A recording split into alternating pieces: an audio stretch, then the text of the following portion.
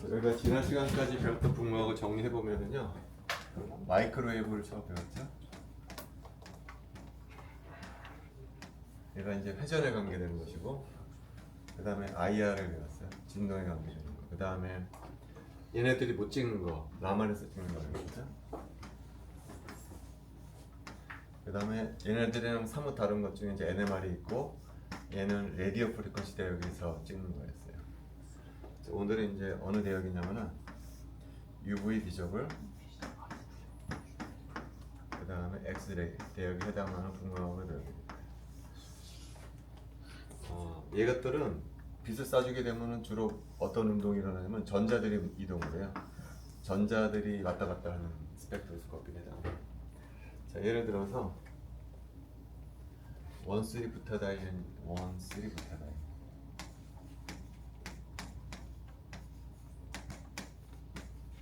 이 문제는 어떻게 생겼냐면 이렇게 생겼어요.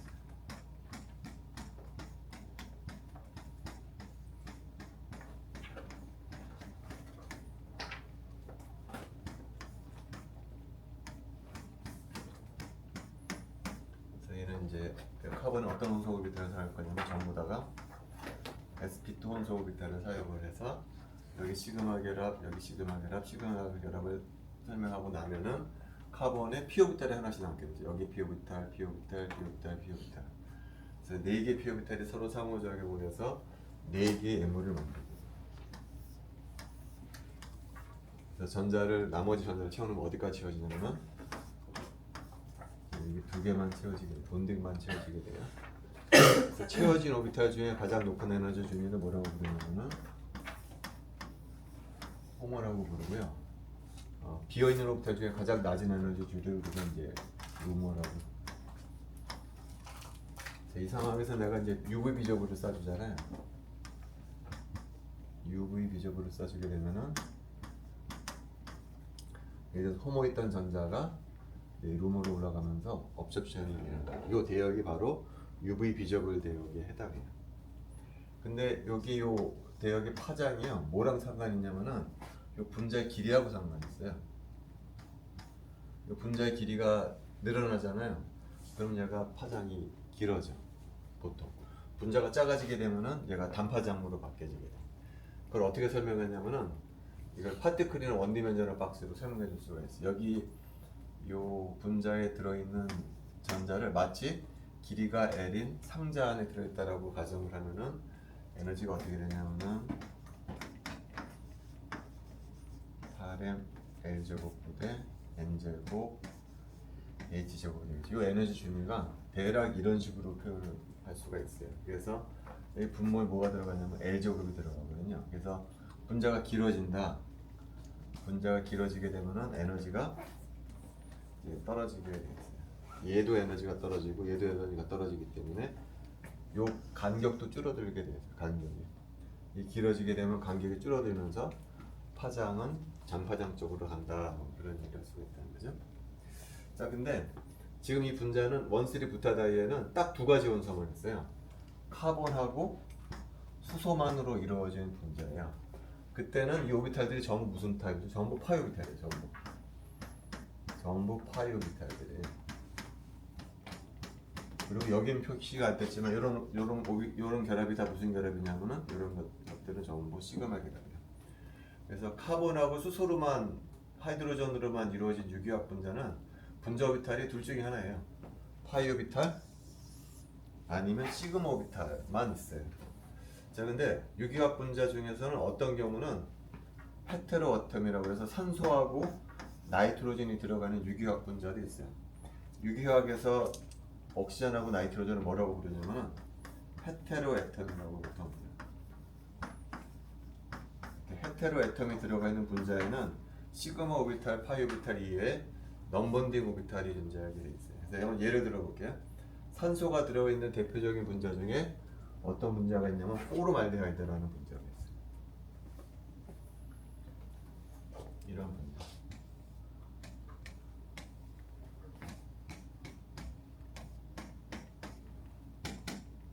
요거 역시는 헤테로 어텀이라고 보통 불러요. 얘는 요 카본에 어떤 공이 들었을 거냐면은 sp 또는 오비탈을 사용해서 요 시그마 결합 설명해 주겠죠.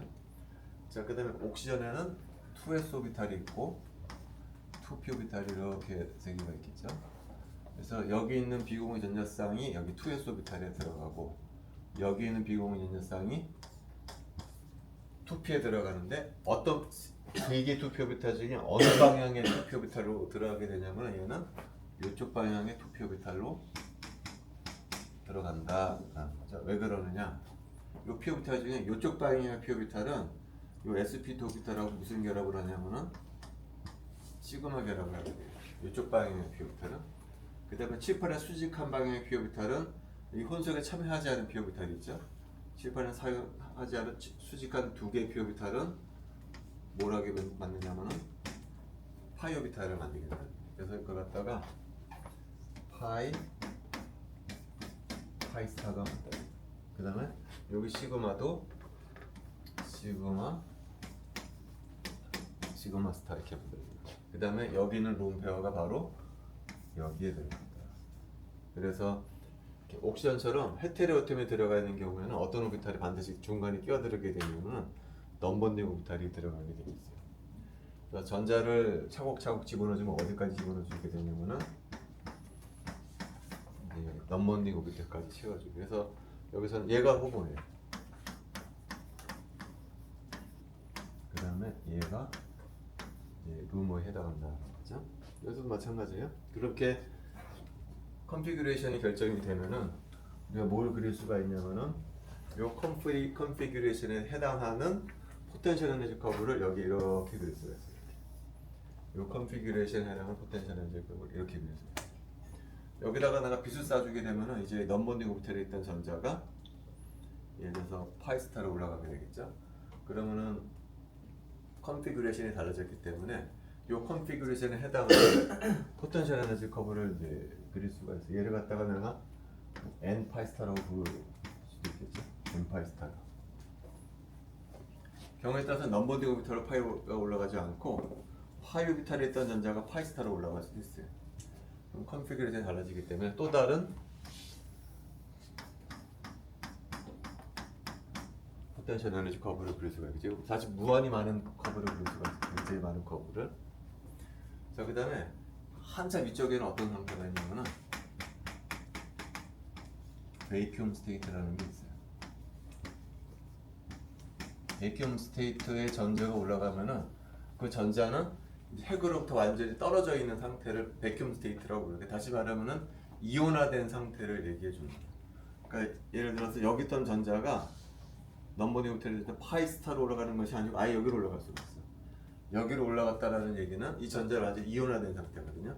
캐타이온이 만들어지죠. 이 컨피규레이션에 해당하는 포텐셜 커브를 한참 위쪽에다가 그릴 수가 있죠. 이거는 뭐냐면은 캐타이온에 해당합니다. 캐타이온도 넘버딩 오비탈에 있는 전자가 이온화될 수도 있지만 하이 오비탈에 있는 전자가 이온화될 수도 있겠죠. 그럼 컨피규레이션이 또 달라지게 되는. 그럼 또 요것에 해당하는 포텐셜 에너지 커브를 또 그릴 수가 있어요. 얘도 캐타이온, 얘도 캐타이온. 파이뿐만이 아니고 시그마 있던 전자도 또 올라갈 수가 있겠죠. 그래서 얘도 마찬가지로 굉장히 많은 포텐셜 에너지 커브를 이제 그릴 수가 있어요. 그래서 우리가 여기 그리고 요 위에 이제 뭐가 있냐면은 분자는 뭘 할 수가 있냐면은 진동을 할 수가 있다. 얘가 뭐 V = 0, V = 1, V = 2 이런 식으로 진동 에너지 준위가 차곡차곡 쌓이게 돼요. 이 익사이티드 스테이트에도 마찬가지로 진동 에너지 준위가 있죠. 각각의 포텐셜 에너지 레벨에는 자 뭐가 있냐면은 진동 에너지 준위가 있다. 자, 그 다음에 내가 여기서 이제 UV 비저블을 쏴준다라고 하게 되면은 UV 비저블을 쏴주면 여기 있던 전자가 여기로 올라가는 게 UV 비저블이라고 했어요. 이 그림에서 어디로서 어디 여기서 여기로 올라가는 혹은 여기서 여기로 올라가는 것이 바로 UV 비저블 대역에 해당하는 트랜지션에 해당해요. 자, 그 다음에 파장을 더 좁혀줘 가지고서 더 큰 포톤을 주게 되면 이제 여기 있던 전자가 파이스트로 올라가는 것이 아니고 여기로 올라갈 수가 있거든요. 여기 전자 여기로 엑스레이를 쏴주게 되면 그럼 이제 완전히 이온화가 되는 경우잖아요. 그건 어디서 어디로 가는? 여기서 여기로.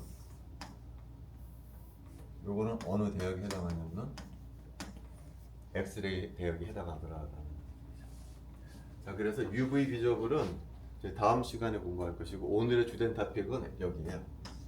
X1을 쏴줘서 전자가 만들어졌다.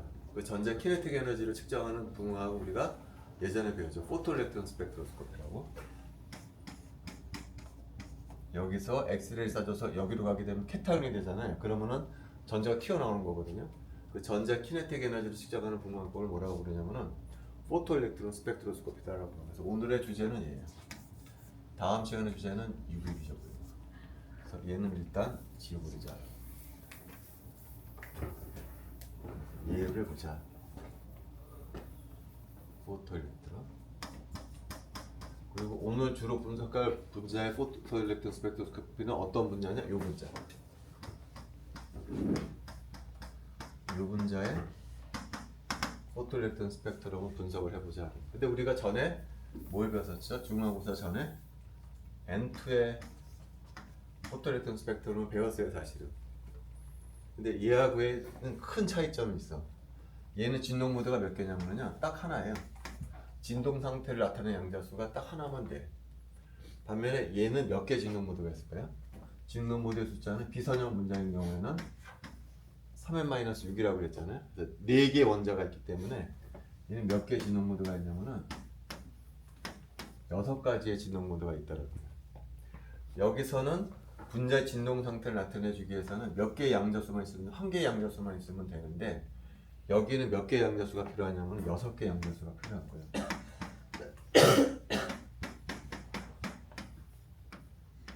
진동 상태를 나타내주기 위해서. 왜냐하면 진동할 수 있는 방법이 6가지가 되기 때문에.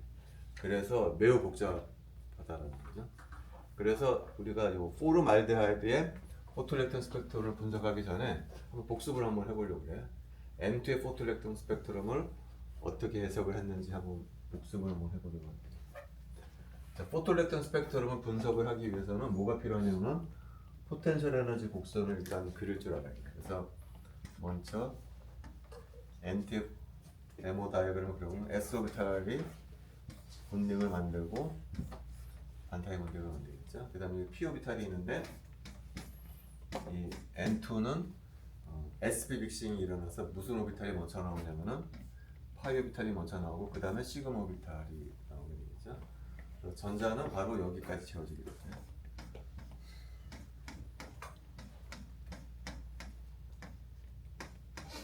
여기를 내가 이제 시그마 2P라고 부르고요. 여기를 파이라고 부르고 여기를 시그마 2S 스타라고 부르도록 할게요. 그래서 여기까지 채워진다라는 거죠. 근데 한참 위에는 뭐가 있냐면은 바로 이제 베큐럼 스테이트가 좀 전자가 완전히 이온화된 상태. 이게 이제 에너지 준이고 여기다가 이제 포토일렉트론 스펙트럼을 찍으려면은 뭐를 쏴주게 되냐면은 이제 엑스레이를 쏴준다는 거죠. 엑스레이를 쏴주게 되면은 여기 있던 전자가 이렇게 올라간다라는 거예요. 일단 이 컨피규레이션, 그라운드 스테이트 컨피규레이션이죠. 그라운드 스테이트 컨피규레이션에 해당하는 포텐셜 에너지 커브를 내가 아래다 이렇게 그릴 수가 있어요. 중성 분자의 가장 낮은 에너지 준위를 차지하는 포텐셜 에너지 커브를 그릴 수가 있고요. 일단 엑스레이를 쏴주게 되면은 여기 있던 전자가 날아가서 그래서 여기로 이온화가 딱 될 수가 있어요. 그럼 요 컨피규레이션에 해당하는 포텐셜 에너지 커브가 그릴 수가 있겠죠? 그거 뭐 여기다 이렇게 그려볼게요. 얘는 근데 N2가 아니죠, 이제는. N2 플러스가 되는 거야. 전자가 날아갔으니까. 그 다음에 여기 있던 전자가 날아갈 수도 있지만 파이 오비탈에 있는 전자가 날아갈 수도 있거든요. 그럼 컨피규레이션이 달라졌기 때문에 또 다른 포텐셜 커브를 또 그릴 수가 있어요. 얘도 N2 플러스예요. 똑같이 컨피규레이션이 다르고요. 또 마찬가지로 시그마 2S 스타에 있던 전자가 날아갈 수도 있겠죠. 그러면 이 컨피규레이션에 해당하는 포텐셜 커브를 또 그릴 수가 있어요. 이것도 N2 플러스예요. 이거 전부 케타용이에요.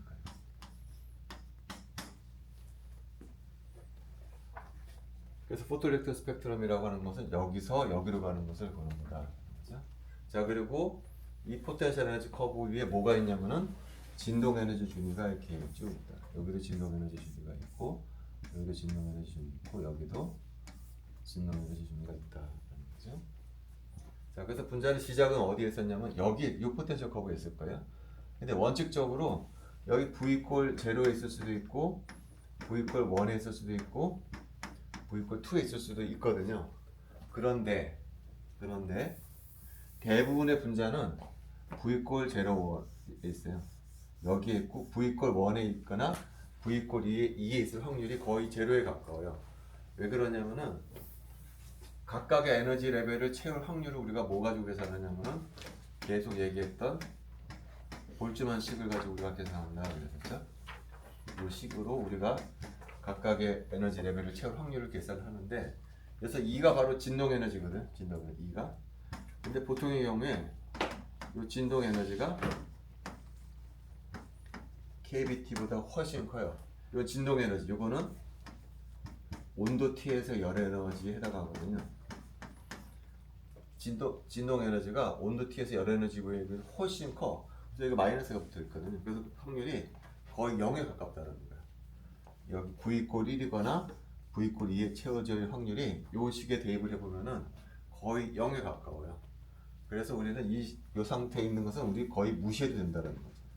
여기에는 없고 여기에는 뭐 거의 없다라고 봐도 되고요. 대부분의 분자는 V 이퀄 0 있다라고 생각을 하고 해석을 해도 된다. 그래서 이 상황에서 내가 이제 엑스레이를 쏘아주게 되면은 여기서 이제 여기로 올라갈 텐데 여기서 요 레벨로 올라갈 수도 있고 요 바이브레이션 레벨로 올라갈 수도 있고 여기 바이브레이션 레벨로 올라갈 수도 있고, 그래서 여러 개의 픽이 보여요. 여러 개의 픽이 보여요. 그런데 요 놈은 괜히 졌네. 이게 2S끼리 해가지고 파이가 있고 시그마가 있다고 그랬잖아요. 여기 에너지 주는 거. 요 놈은 어디서 튀어나오는 거냐면은 여기서 튀어나오는 거거든요. 여기가 SP 믹식에 의해서 원래는 본능 오비탈이었는데 SP 믹식을 하면서 요거 거의 원자 오비탈 에너지 준위까지 올라가거든요. 그래서 성격이 넘번딩 오비탈 성격으로 바뀌게 돼. 그래서 픽의 모양이 이렇게 보이지 않고 어떻게 된다는 거죠? 하프 벨 쉐입이라고 큰 거 하나 나오고 찔끔 몇 개 나오고 없어지는 모양을 하더라. V 이퀄 0에서 V 이퀄 0의 트랜지션이 가장 크고 0에서 0으로 가는 거. 이게 가장 크고, 그 다음에 위로 올라갈수록 점점 픽이 줄어들고 오른쪽은 아예 없고, 이런 벨 쉐입, 하프 벨 쉐입의 모양을 하더라라는 게 있어요. 이게 예전에 배웠던.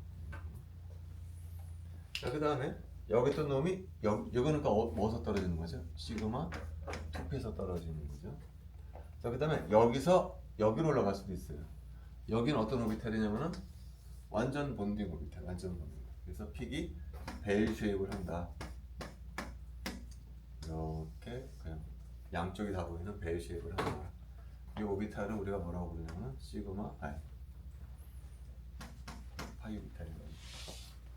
자, 그 다음에 여기서 어디로 올라갈 수가 있는? 여기로 올라갈 수가 있지. 여기는 어디에 있던 전자가 떨어지냐면은 여기 있던 전자. 시그마 2S 스타에서 떨어져 있던 전자. 얘도 마찬가지로 성격이 넘번딩 오비탈의 성격을 띠기 때문에 이렇게 반이 잘려져 있는 모양을 한다. 뭐 그런 얘기를 하겠죠.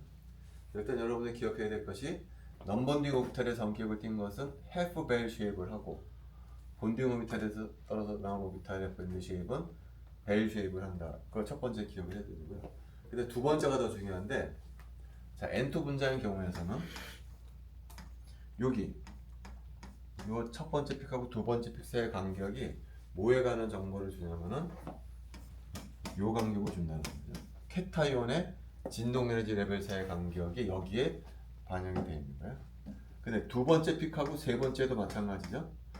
두 번째 픽하고 세 번째 픽 사이의 간격은 뭐에 관한 정보를 주나요? 요 바이브레이셔널 레벨 사이에 간격을 주는 거예요. 요 놈과 요 놈 사이의 간격은 여기에 관한 정보를 주는 거고, 두 번째 픽과 세 번째 픽 사이의 간격은 여기에 관한 정보를 주는 거예요. 근데 만약에 이게 하모닉 오실레이터였다라고 하게 되면은 요 간격하고 요 간격은 어떻게 되죠? 같아야 되는 거예요. 하모닉 오실레이터. 그래서 요 간격하고 요 간격은 등간격이라는 거죠. 여기도 마찬가지죠.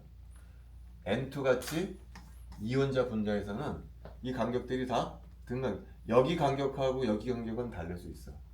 근데 주어진 밴드에서의 요 간격들 있잖아. 요 간격, 요 간격, 요 간격들은 같다라는 거야. 이온자 분자에서는. 근데 이제 오늘 얘기한 포르말데하이드에서는 다르다, 다를 수도 있다. 이제 그런 얘기를 하게 될 거예요. 자, 여기가 이제 N2의 얘기예요. N2.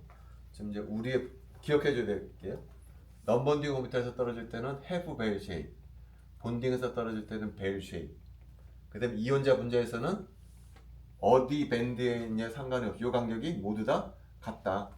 거의 같다. 라는 것을 기억을 해야 돼요.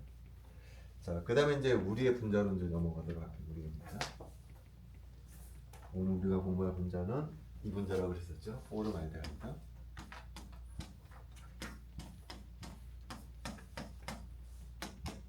그래서 여기는 시그마가 있었고, 파이, 하시다고 여기에 뭐가 있었냐면은 넘번딩이 있었다. 그래서 전자는 어디까지 채워진다냐면은 넘번딩까지 채워진다고 했었죠. 그래서 이런 컨피규레이션에 해당하는 포텐셜 커블레가 이렇게 그릴 수가 있어요. 요거는 이 컨피규레이션에 해당하는 포텐셜 에너지 커브예요. 자, 그 다음에 여기 위쪽에 뭐가 있냐면은 아까랑 똑같이 베켄 레벨이 있어요.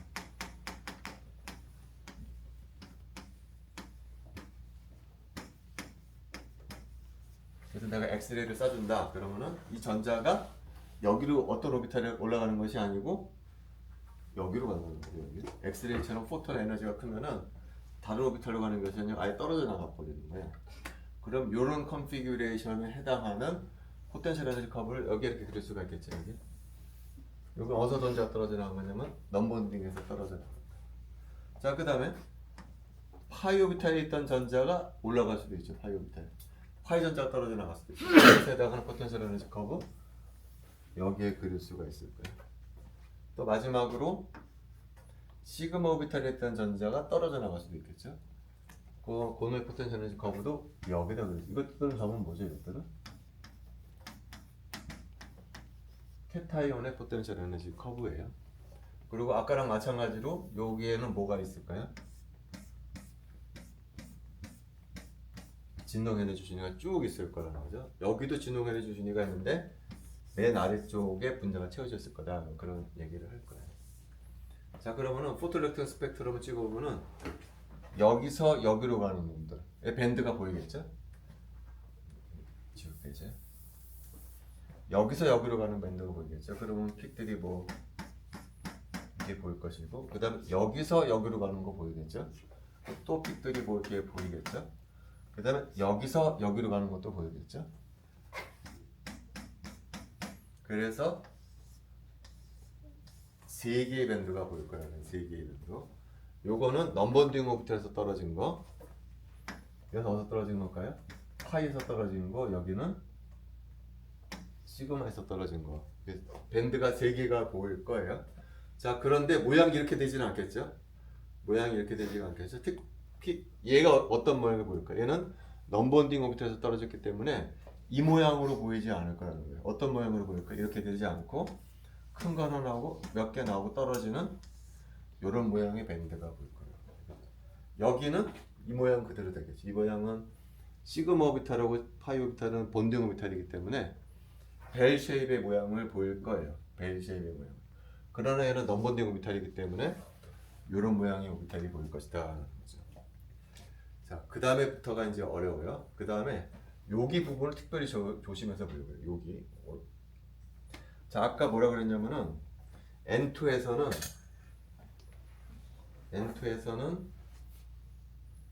요 간격이 거의 비슷하다고 그랬잖아요.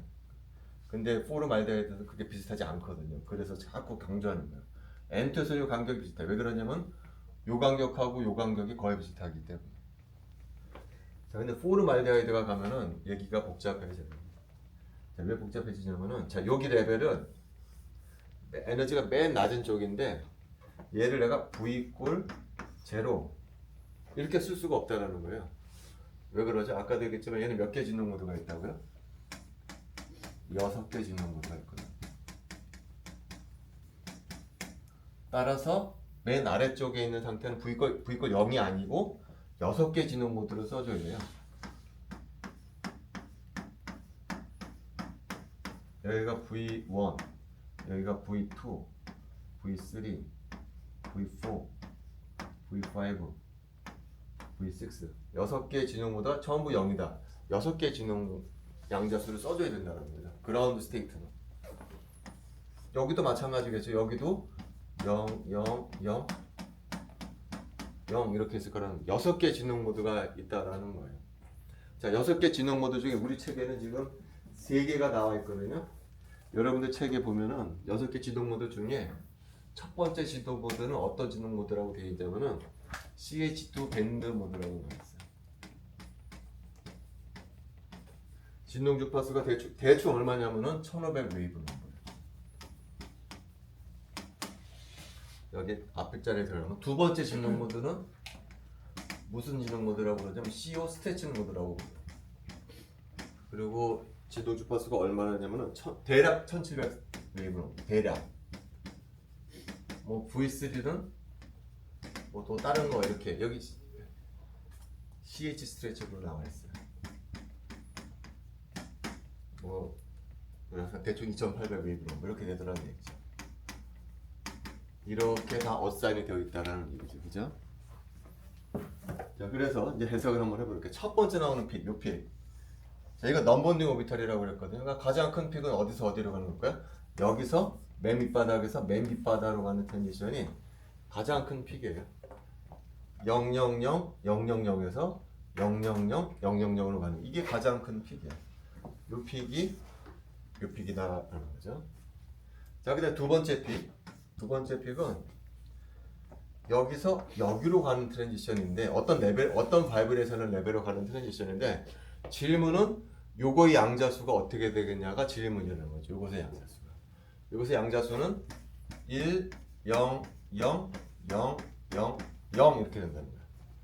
그러면 얘하고 얘를 한번 비교해 볼까요? 여기 맨 아래쪽에 있는 놈하고 지금 그려진 양수는 다 똑같은데 뭐만 하나 다르죠? 첫 번째 진동 양자수만 0에서 1로 바뀌었다라는 거죠. 그죠?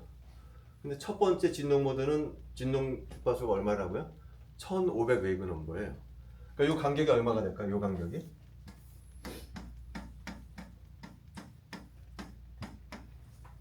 (1500) 웨이브 넘버일 거라는 거죠. 따라서 이 간격이 얼마가 될까요? 1500 이렇게 될 거라는 거죠. 여기까지 이렇게 어렵지가 않아요. 자, 그 다음에 두 번째 픽이 이제 재밌는 거예요. 두 번째 픽, 요 픽. 요 픽은 어디서 어느 바이브레이션을 레벨로 갔겠죠. 질문은 요곳의 양자수가 뭐가 되겠냐는 거죠. 요곳의 양자수가. 자, 만약에 요곳의 양자수가 2, 0, 0, 0, 0, 0이었다라고 해봅시다. 그럼 어떻게 되죠? 다시 첫 번째 양자수가 하나 더 올라간 거잖아요. 그죠? 그러면 요 간격이 얼마가 될까요? 요 간격이? 다시 1500이 되는 거죠. 그죠? 그러면 요 간격이 다시 1500이 됐을 거라는 거죠. 그죠? 1500. 이렇게 됐겠으면 다시 말하면 요 간격하고 요 간격이 같아졌을 거라는 거예요. 다시 한번 얘기해 줄게요. 여기서 여기로 가는 놈은 0000, 여기로 가는 놈은 100, 여기로 가는 놈은 200이었었다라고 하면은 요 간격하고 요 간격이 같이 나왔을 거라는 거예요. 근데 실험을 했더니 같지 않다라는 얘기 한마디로. 같지가 않고 요 간격은 얼마냐면은 측정을 해보니까 1500이 아니고 200밖에 안 됐더라는 얘기예요. 여기는 1500인데 여기는 200이야. 200. 1500이 아니야. 그 말은 여기 어사인이 잘못됐다는 얘기거든요. 얘가 아니고 어디로 가는 거냐면은 0, 1, 0으로 갔다는 거야. 여기로 갔다. 여기에 진동 양자수는 2000이 아니고 010. 다시 말하면 두 번째 양자수가 1로 바뀌었다는 거죠. 자, 그러면은 요 에너지 레벨하고 요 에너지 레벨 차이가 얼마가 나올까요? 0000000에서 010 000. 요 간격은 뭘 보면 되는 거죠? 요걸 보면 돼요. 1700이라는 거죠. 1700. 요 간격이 얼마라는 거죠? 요 간격이 1700이라는 얘기예요. 그 말은 여기서 여기가 1700이라는 얘기죠. 그죠? 그 말은 여기서 여기가 얼마라는 얘기인가요? 200이라는 얘기. 200. 알겠네? 그러니까 요 픽은 1500 떨어지고 여기는 200 떨어지는 거예요. 200. 왜 그러죠? 100으로 가는 것이 100, 200으로 가는 것이 아니고 0, 1, 0으로 갔다는 거예요. 다른 진동 모드가 엑스테이션 됐다는 거예요. 그죠? 여기는 어떤 진동 모드가 엑스테이션 된 거죠? 첫 번째 진동 모드가 엑스테이션 된 거. 요거는 요게 두 개 엑스테이션 된 것이 아니고 이게 아니고 여가 하나 올라간 거라는 얘기예요. 다르게 됐다는 거예요. 그래서 요 간격하고 요 간격이 다르게 나오더라라는 얘기. 그래서 여기는 이제 그렇게 해석을 줍니다. 이게 다르다는 얘기죠. 근데 여기를 보세요. 여기는 여기서 여기로 올라가고 여기로 올라가는 거거든요. 근데 여기는 요 간격이 다 똑같아. 여기 간격이랑 여기 간격이 다 여기는 다르다 그랬죠. 여기는 1500, 200 이렇게 나간다 그랬잖아요. 여기는 요 간격이 거의 비슷해. 여기도 거의 비슷해. 그 말은 무슨 얘기죠? 여기는 한 진동 모드만 계속 올라간다라는 얘기야. 여기는 어떤 픽은 첫 번째 진동 모드가 엑스테이션 되고 어떤 픽은 두 번째 진동 모드가 엑스테이션 돼서 간격이 달라졌는데 여기는 계속 똑같아. 그 말은 무슨 얘기죠? 얘는 계속 똑같은 진동 모드만 2개, 3개, 4개 그렇게 됐다라는 얘기예요. 간격이 똑같다라는 얘기는. 그러면 6개 진동 모드가 있는데 그 중에 어떤 진동 모드가 계속 올라가느냐? 이거라는 거예요. CO2, CO 스트레칭. 왜 그러느냐? 여기는 어디에 있던 전자가 이온화되는 거냐면은 파이오비탈에 있던 전자가 올라가는 거라고 그랬죠. 파이오비탈에 있는 전자 올라가는 거예요. 파이오비탈이 근데 어떤 오비탈이죠? 옥시전과 카본 사이의 파이오비탈이잖아요. 옥시전과 카본 사이에 있던 그 파이오비탈에서 전자가 떨어져 나갔거든요. 그러면은 어떤 진동 모드가 가장 영향을 많이 받겠어요? CO가 결합이 약해지는 거거든. 파이오비탈이 떨어져 나가는데 그 파이오비탈은 어디와 어디 사이의 결합이냐면은 카본과 옥시전 사이의 결합이에요. 거기서 전자 떨어져 나갔기 때문에 CO 진동 모드가 가장 크게 영향을 받는다는 거예요. 근데 CO 진동 모드가 바로 두 번째 진동 모드. 이건 뭐죠? CH2 밴딩, CH 스트레칭이잖아요. 가장 크게 영향을 받는 진동 모드가 어떤 진동 모드냐면은 두 번째 진동 모드라는 거죠. 그래서 뭐 두 번째 진동 모드만 그러니까 이렇게 되는 게 아니라는 거지. 이제는 0, 1, 0, 0, 0, 0, 0, 2, 0, 0, 0, 0, 0, 3, 0, 0 이렇게 된다는 이런 식으로. 이쪽에서는 마지막으로 올라간 스테이트가 이렇게 두 번째 진동 모드만 계속 1, 2, 3 그렇게 계속 똑같이 올라가더라고요. 그래서 간격이 똑같아지더라는 얘기죠. 왜 근데 특별히 두 번째 진동 모드냐? 두 번째가 CO 스트레칭이기 때문에. 왜 CO 스트레칭이 중요하냐면은 요거는 파이오비탈에서 전자가 떨어져 나갔기 때문에 요 진동 모드가 가장 크게 영향을 받기 때문에 그렇다는 거죠. 그래서 사람들이 추가 실험을 했어요. 정말 여기 진동 모드가 CO 스트레칭이냐를 알아보기 위해서 무슨 실험을 했냐면은 요 수소를 갖다가요 듀테리움으로 바꿔버렸어요. 야, 수소를 듀테리움으로 바꿨을 때 세 가지 진동 모드 중에 진동 주파수가 바뀔 진동 모드가 있거든요. 어떤 진동 모드가 바뀔까요? 수소를 듀테리움으로 바뀌었을 때 첫 번째하고 세 번째가 바뀔 거라는 거예요. 왜 그러죠? 이건 H가 움직이는 진동 모드잖아요. 첫 번째 진동 모드하고 세 번째 진동 모드는 H가 움직이는 진동 모드예요.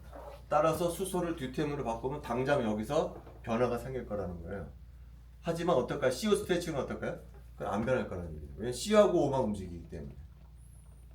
그래서 H를 듀테리움으로 바꿨더니 이 간격이 어떻게 됐을까요? 안 변하더라는 얘기예요. 그 말은 여기에 관계되는 진동 모드는 첫 번째하고 수소가 관계되어 있는 첫 번째하고 세 번째가 아니고 수소가 관계되지 않은 두 번째 진동 모드일 거라는 것을 추가적인 증거를 제시한 거예요. 반면에 여기는 바뀌더라는 얘기예요. 여기도 똑같은 진동 모드가 똑같은 주파수가 계속 나오거든요. 등간격. 그러니까 이것도 어떤 한 진동 모드만 계속 엑스테이션 되는데 여기는 이게 바뀌어. 수소를 듀테리움으로 바꿨더니 이 간격이 줄어들어. 그 말은 무슨 얘기죠? H가 움직이는 진동 모드라는 얘기죠. 이건 CO 스트레칭이 아니다라는 얘기예요. 그래서 포름알데하이드를 해석을 한다는 거예요. 그래서 보면은 포름알데하이드가 되면은 여러 개 진동 모드가 있기 때문에 해석하기가 매우 까다롭다라는 거예요. 그 다음에 이제 업접션 스펙트럼으로 다시 들어가요. 이거는 두 장씩 가져가요.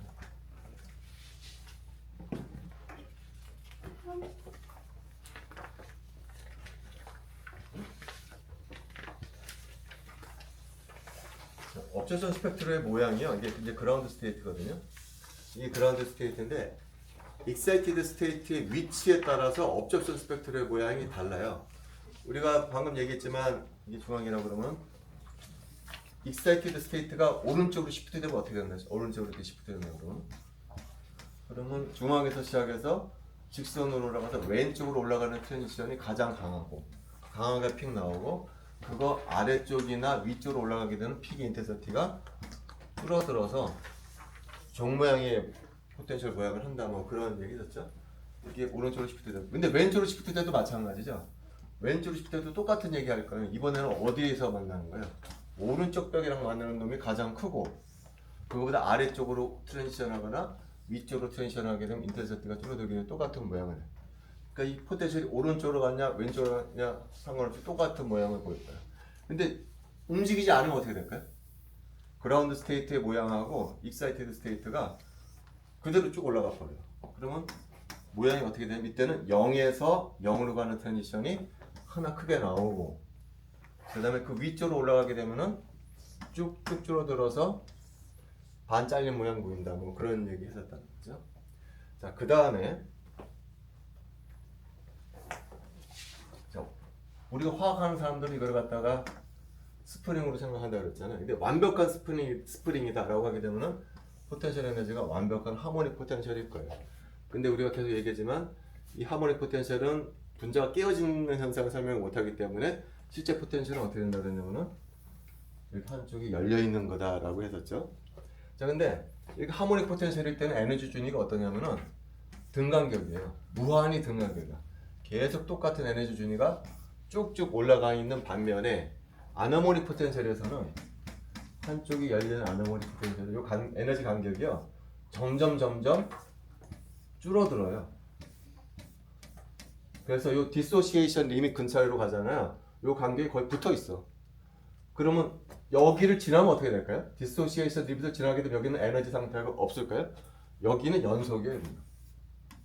그냥 이건 바운드 스테이트가 아니고 프리한 놈이야. 여기는 그냥 에너지 상태가 없는 게 아니고 연속 에너지 상태가 있는 거야. 여기는 점점 줄어들어 가지고서 간격이 점점 촘촘해지다가 디소시에이션 리밋을 올라가게 되면 에너지 레벨이 갑자기 없어지는 것이 아니고 연속 에너지 레벨이 쭉 있다 이렇게 된다는 거죠. 자, 그럼 이런 상태에서 얘가 그라운드 스테이트가 이렇게 됐다라고 해봅시다. 여기서 스펙트럼을 찍으면 어떻게 될까요? 이쪽으로 쭉 가야 되겠다.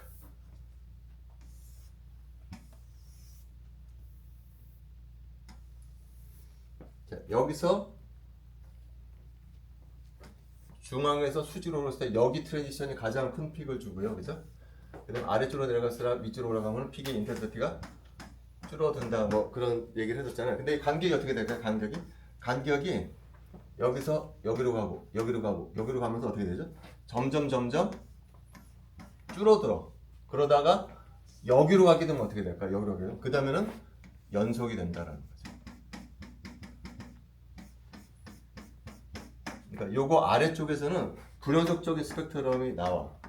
그러다가 이제 한참 지나게 되면 요 간격이 점점 줄어들어. 그러다가 디소시에이션 리밋까지 트랜지션 될 때는 그냥 무조건 연속이 되더라 하는 이런 스펙트럼이 보일 거다라는 얘기예요. 자, 그 다음에 요 상태 말고 그러니까 기억해야 돼. 여기는 불연속이야. 그러다가 여기 위쪽이 되면 어떻게 되냐면 연속 스펙트럼이 나온다. 불연속 스펙트럼이 나오다가 어느 점을 지나고 나서부터는 연속으로 바뀌게 되더라는 얘기죠. 자, 근데 포텐셜 에너지 커브가 이렇게 되지 않고 이렇게 되는 경우도 있어요.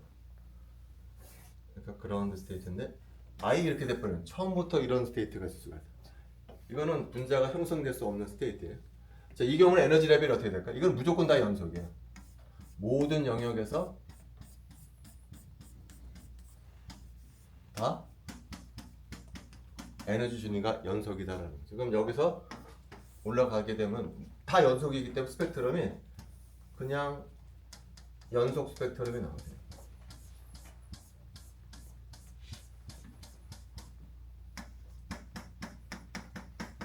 이런 스테이트를 뭐라고 부르냐면은 리펄시브 스테이트로 올라간다. 그랬을 때는 그냥 스펙트럼이 불연속 시점은 찾을 수가 없어. 왜냐면 에너지 레벨이 그냥 쭉 연속이니까. 그래서 쭉 연속 스펙트럼이 나와요. 자, 그 다음에 이 상태는 어떻다고요? 이건 안하모닉인데 안하모닉인데 디소시에이션 리밋에서는 불연속 스펙트럼이 나오다가 점점 간격이 줄어들다가 디소시에이션 넘어가게 되면은 연속 스펙트럼이 나오더라라는 얘기죠. 그러니까 분자가 어디서부터 깨지기 시작하는 거죠? 여기서부터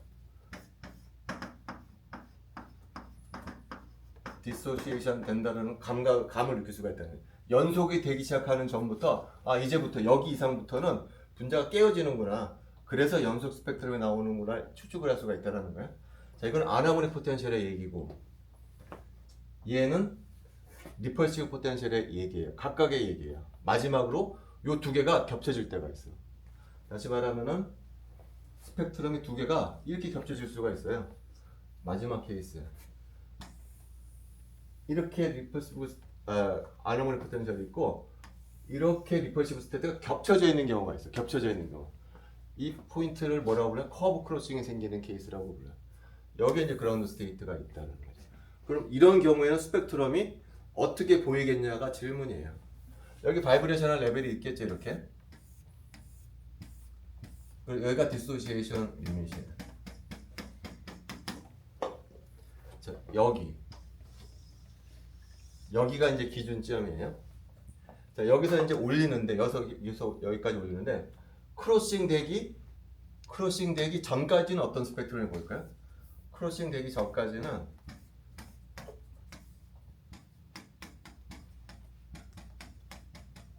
불연속 스펙트럼이 보이겠죠. 이게 여기 디스크리트한 에너지 레벨이 있으니까 여기를 지나서도 마찬가지예요. 여기를 지나서도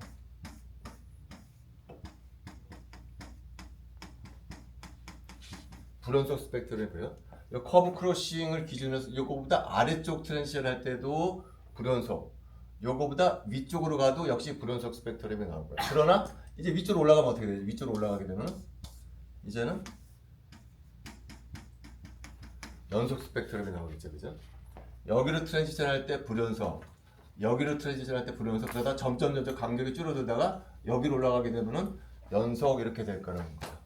질문은 그럼 여기로 올라가면 어떻게 되겠냐? 여기로 올라갈 때도 연속이 나온다는 거예요. 요 커브 크로싱이 되는 그 근처에 바이브레이셔널 레벨로 올라갈 때도 스펙트럼이 연속으로 보이더라고요. 스펙트럼. 왜 그러느냐?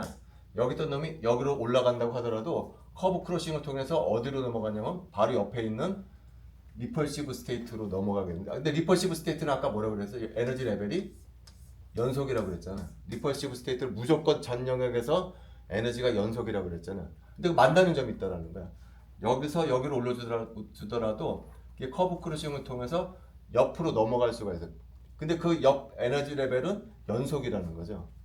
그래서 여기도 연속으로 나온다는 거죠. 그래서 두 커브가 이런 식으로 크로싱이 될 때는 스펙트럼이 이렇게 나온다는 거죠. 연속 사이에 불연속 스펙트럼 사이에 연속 스펙트럼이 끼워져 나오고 있다는 거야. 그리고 연속 스펙트럼 오른쪽이 다시 연속 스펙트럼이 나온다는 거죠. 만약에 이게 없었으면 어떻게 될까? 이게 없었으면은 또 통상적인 이렇게 스펙트럼이 나왔을 거야. 이렇게 불연속 쭉 가다가 연속으로 나왔을 거라는 거야. 근데 커브 크로싱이 생기면서 중간에 연속이 끼어 들어가게 돼 있다라는 거죠. 자, 근데 얘가 없었으면 어디서 어디까지 올려 분자가 끼워지죠? 여기서 여기까지 올려줘야 분자가 끼워지는 거예요. 이게 디소시에이션 리밋이다. 이게 디소시에이션 리밋이니까 여기서 얼만큼 에너지를 줘야 분자가 깨지면 이만큼 에너지를 줘야 깨져. 여기만큼 에너지를 줘야 원래는 깨지는 놈이야. 근데 얘랑 크로싱을 하잖아요. 그럼 이제 여기서 얼만큼 에너지만 주면 되냐면 여기서 요만큼의 에너지를 줘도 분자가 깨어질 수 있어. 왜 그러죠? 요만큼의 에너지 주더라도 여기 있던 놈이 어디로 가나요? 옆으로 간다는 거예요. 옆으로. 여기로 간단 말이죠. 여기는 그냥 쭉 깨어져 버린다는 거죠. 그러니까 요만큼 에너지를 줘도 깨어진다는 얘기예요. 원래 이게 없었으면은 이만큼 에너지를 줘야 깨어져야 할 놈이 커브 크로싱이 생기면서 리펄시브 스테이트와의 커브 크로싱에 의해서 요만큼의 에너지를 줘도 깨어진다라는 거죠. 미리 깨어진다. 이걸 뭐라고 부르냐? 프리 디소시에이션이라고. 프리가 뭐죠? 미리 깨어진다는 얘기죠. 원래는 이만큼 에너지를 줘야 깨지는데 얘는 요만큼의 에너지를 줘도 깨어지더라라는 거예요. 커브 크로싱에 의해서. 그걸 스펙트럼으로 어떻게 하느냐? 스펙트럼을 찍어보도 이렇게 나와 있어. 생뚱맞게 가운데 연속 스펙트럼이 보이더라는 거야. 생뚱맞게. 갑자기 불연속 스펙트럼 중간에 생뚱맞게 연속 스펙트럼이 보이면 그게 무슨 얘기죠? 아, 여기서 무슨 일이 벌어진다는 얘기죠? 커브 크로싱이 일어난다는 얘기. 그래서 분자가 깨어진다라는 것을 보여주는 스펙트럼이다라는 얘기예요. 이것이 프리디소시에이션. 자, 그 다음에 이제 다음 시간에 할 얘기만 잠깐 하고 끝내도록 할게요. 자, 아까 원쓰리 부타다이엔에서 이렇게 전자가 채워진다고 그랬었죠. 그래서 이렇게 전자가 채웠을 때 내가 포텐셜 커브를 이렇게 그려줬죠. 자, 그 다음에 여기 있던 전자가 여기로 올라갔을 때 포텐셜 커브 이렇게 하나 그려줬잖아요. 근데 이 그림이 잘못된 그림이에요. 사실은 이 컨피규레이션에 대해서는 포텐셜을 하나 더 그려줘야 돼요. 두 개를 그려줘야 돼요. 이 컨피규레이션에 대해서는 포텐셜을 두 개를 그려줘야 된다는 거예요. 이게 다음 시간에 할 주제예요. 자, 왜 그러냐면은 여기 있던 이걸 예를 들어서 A 오비탈이라고 하고 B 오비탈이라고 그럼 여기 있던 전자 여기 하나 올라갔으니까 컨피규레이션이 A1, B1이죠. A 오비탈의 전자 하나, B 오비탈의 전자 하나가 있거든요. 이 상태는 사실은 네 가지 상태가 있을 수가 있어요. 왜 그러냐면 A 오비탈에 있는 전자가 업인 상태가 있고 다운인 상태가 있거든요. 두 가지가 있죠. B 오비탈에 들어있는 전자도 업일 때가 있고 다운일 때가 있어요. 그러니까 2x2에서 몇 가지 상태가 있네. 사실 네 가지 상태가 있다. 내가 그림 이렇게 그렸을 때 A 오비탈에 전자 하나, B 오비탈에 전자 하나 있다고 했을 때는 몇 가지 상태가 있는 거냐면 사실은 스핀을 고려하게 되면 네 가지 상태가 있는 거예요. 다음 시간에 할 것은 뭐냐면 이 네 가지 상태를 세 가지 상태, 한 가지 상태로 구분을 해주려고 해요. 그래서 이 상태를 뭐라고 부를 거냐면은 트리플렛이라고 부르고요. 얘를 내가 싱글렛이라고 두 가지 종류의 포텐셜 커브를 그려요. 그래서 요 놈을 갖다가 트리플렛, 요 놈을 싱글렛이라고 부를 거라는 거예요. 트리플렛은 그래서 다시 말하면 이게 하나를 그리면 되는 것이 아니고 세 개를 중첩해서 그려줘요. 이런 식으로. 그래서 여기 전자 하나, 여기 전자 하나 들어가서 포텐셜 커브는 이렇게 그려줘야 합니다. 이렇게 두 가지 종류를 그려줘요. 하나는 세 개를 중첩해서 그려줘야 하는 거죠. 자, 이것이 이제 다음 시간에 할 얘기. 스핀에 관계된 얘기. 다음 시간에 봅시다.